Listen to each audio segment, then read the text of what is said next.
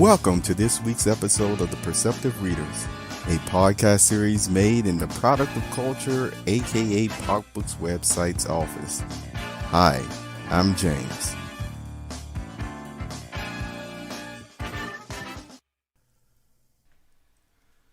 Poetry Notes in William Shakespeare. Hi, I'm James Lynch and welcome to this PopBooks Update moment. Over the years, I've talked about William Shakespeare quite a bit. It was time that I thought I would make a nice podcast, only for a few minutes to talk about poetry and what it most likely, meant for him. And then I could always use it for a reference when I'm thinking about him. And know what? You can too. So this comes from one of the articles that I've written at the popbooks.com website. And let's start off by, discussing it. William Shakespeare was born in the year of 1564, Stratford-upon-Avon, United Kingdom. The man's plays, for example, Romeo and Juliet, are known worldwide. A writer's soul often hopes to touch another's life in a way that reveals we indeed are all connected by L.O.V.E, love, and not just DNA. I think about the different roles and modes of life that we fit into sometimes because of occupation and, of course, our association with different people at times. And yet, no matter how busy we get in those different occupations and roles, human beings still need, love. And it's nice to have persons, even during that time, William Shakespeare, who could talk about it and put it in plays, you see.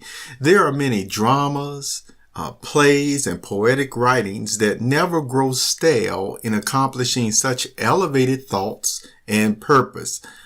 William Shakespeare's literary work has been a staple in curriculum for centuries.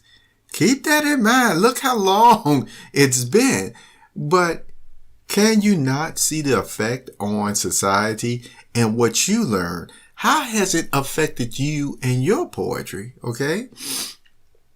While William Shakespeare's reputation is based primarily on his plays, he became famous first as a poet.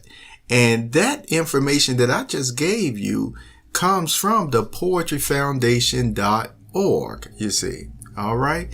Now, Elizabethan, treatments of love. Shakespeare's work is characterized by paradox. Like, she's love. She loves. And yet she is not loved. You see, what a paradox.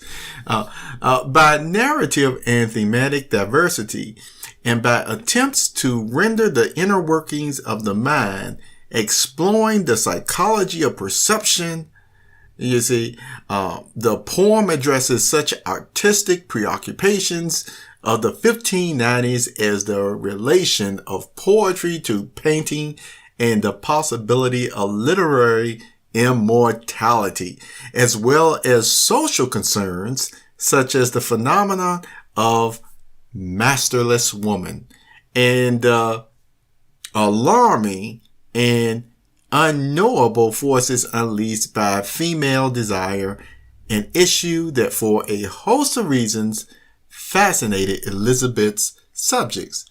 But was that not a mouthful of very interesting descriptions there? It certainly was. And the last time I read this and these quotes were over a year ago. And so that's why I said again, I'm glad I'm able to go through and see what poetry, you see, meant for William Shakespeare and what poets gather from it today. So in conclusion, what does poetry mean to you? As I said before, there are a lot of places, you can go to hear poets read or recite their best poetic creation. Are you a reader of poetry? Do you visit the Hole or Hataways in the Wall cafes and restaurants in the late afternoon, early evening hours to hear these budding artists? Typically, for the astute establishment's manager with a modest budget, there will be a band or two to mix up the program during the night. Yes, if you are a reader of poetry, then most likely you would enjoy hearing these writers of the mind's universe recite their poems of flavor, pitch, pace, and power. The atmosphere and setting, when arranged just so, bring out the best in the artist. In return, your audience will leave your establishment feeling their best.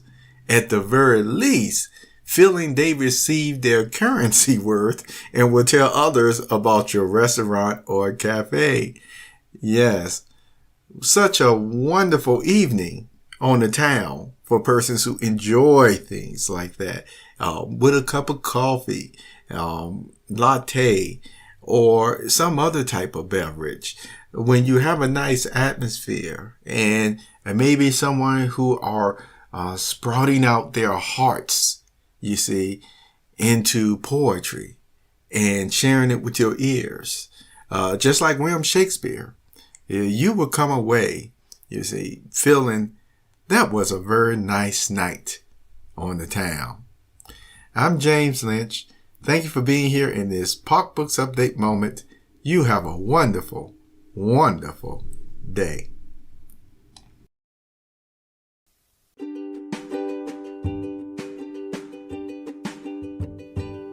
You have just listened to the Perceptive Readers Podcast.